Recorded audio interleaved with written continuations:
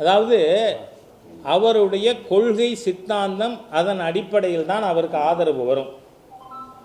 இப்போ பிஜேபிக்கு எதிர்ப்பே கிடையாது. அதாவது பிஜேபி ஓட்டு பேங்க், எங்களுது நேஷ்னலிஸ்ட் ஓட்டு பேங்க். என்ன ஊழல் இல்லாத அரசியல், பொது வாழ்வில் தூய்மை, ப்ராபர்ட்டி இன் பப்ளிக் லைஃப் எங்களோட 5 ஆதார கொள்கையில் ஒன்று. இப்போது விஜய் அவர்களுடைய பொலிட்டிக்கல் பிளாங்க் என்ன? அவர் நீட்டு எதுக்கிறார், கல்வி பொதுப்பட்டியலிருந்து மாநில பட்டியலுக்கு கொண்டு வரணும்னு சொல்கிறார். அப்போ நீங்கள் அவர் யாருக்கு காம்படிட்டர்? Dravidian ஸ்டாக்குக்கு competitor. அதனால் இதை பொறுத்தவரை பாரதிய ஜனதா கட்சிக்கு எந்த ஒரு பிரச்சனையும் இல்லை. இவர் share the votes with the Dravidian parties.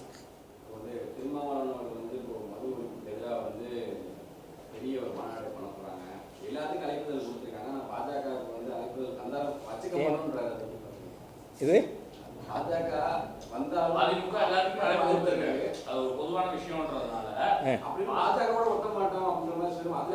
நான் என்ன சொல்றேன், பிடிக்காதவங்க இருக்கிற கட்சியை கூப்பிட வேண்டாம்னு நினைச்சிருக்கலாம்.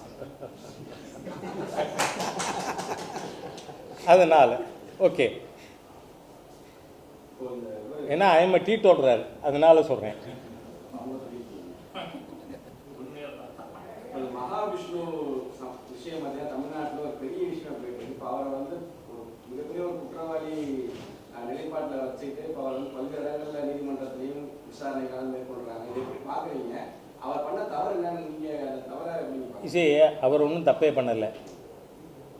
இப்போ ஒருத்தர் கருத்து சொல்கிறார், பொது வெளியில் யாராவது ஒருத்தரை பார்த்து அவர் வந்து டிசேபிள்டு பர்சன்னா அவரை பார்த்து ஏதாவது பேசியிருந்தா நானே அவர் மீது நடவடிக்கை எடுக்கணும்னு கேட்பேன். அந்த மாதிரி பண்ணலை. அவர் வந்து இம்மை மறுமை அதில் வந்து நீங்கள் பார்த்தா கலி பூங்கொண்டனார் என்ன சொல்கிறாரு, தீதும் நன்றும் பிறர் தரவாரா. என்ன, நாம் போன ஜென்மத்தில் செய்த நல்லது செய்தால் நல்லது பெறுவார்கள், கெட்டது செய்தவர்கள் கெட்டது பெறுவார்கள். அதுதான் நம்மளுடைய ஹிந்து மத நம்பிக்கை. இம்மையில் மறுமையில் நம்பிக்கை இருக்குது. அதனால தான் வள்ளுவர் சொல்கிறார், எழுமையும் ஏமாப்புடைத்து 7 தலைமுறைக்கு. ஆகவே நாம் வந்து இதெல்லாம் வந்து நீங்கள் என்னென்னா வள்ளுவர் மாதிரி பிறன்மனை நோக்கா பேராண்மைன்னு, அடுத்தவன் மனைவியை பார்க்காம இருக்கிறதுக்கு பேர் தான் பேராண்மைன்னு பேருன்னு சொல்கிறத பல மனைவியோட மேடையில் உட்கார்ற கும்பல் அது எப்படி ஏற்றுக்கும் வள்ளுவரை? அதனால தான் இந்த கும்பல் ஏற்றுக்க மாட்டேங்குது. நான் கேட்குறேன், உண்மையிலேயே மகேஷ் பொய்யாமொழியோட பேட்டையில் அவர் சொல்கிற என் ஏரியாவுக்கு வந்துட்டியா அப்படிங்க, பேட்டை தாதா, அந்த பேட்டையில் திருச்சியில் ஒரு தலைமை ஆசிரியர் சகாயமேரியுடைய மகன் சைமன் டேனியல் 50 பெண் குழந்தைகளை பாலியல் வன்புணர்வு பண்ணியிருக்கான். உங்கள் பேட்டை, உங்கள் திருச்சி, அதுக்கு எதிராக திரு மகேஷ் பொய்யாமொழிகிட்டேருந்து அறிக்கை வந்ததா? இது என்ன பெரிய தப்பு? அங்கே நடக்குது. 50 குழந்தைகளை அந்த ஹாஸ்டலில் இவங்க அம்மா தலைமை ஆசிரியை அந்த சைமன் டேனியலுக்கு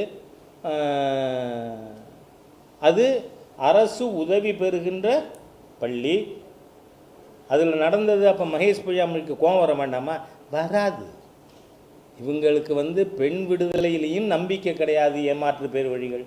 இதில் வந்து பெண்கள் பாதுகாப்பு பற்றியும் திமுக காரனுக்கு எப்படி, நீங்கள் போலீஸ் ஆஃபீஸரே இடுப்பு கடுற கூட்டம். அதனால் அதுகள் அப்படி தான் இருக்கும். I understand. அது உங்கள் மூலமாக மக்களுக்கு தெரியணுங்க இருக்கா சொல்கிறேன். தேங்க்யூ.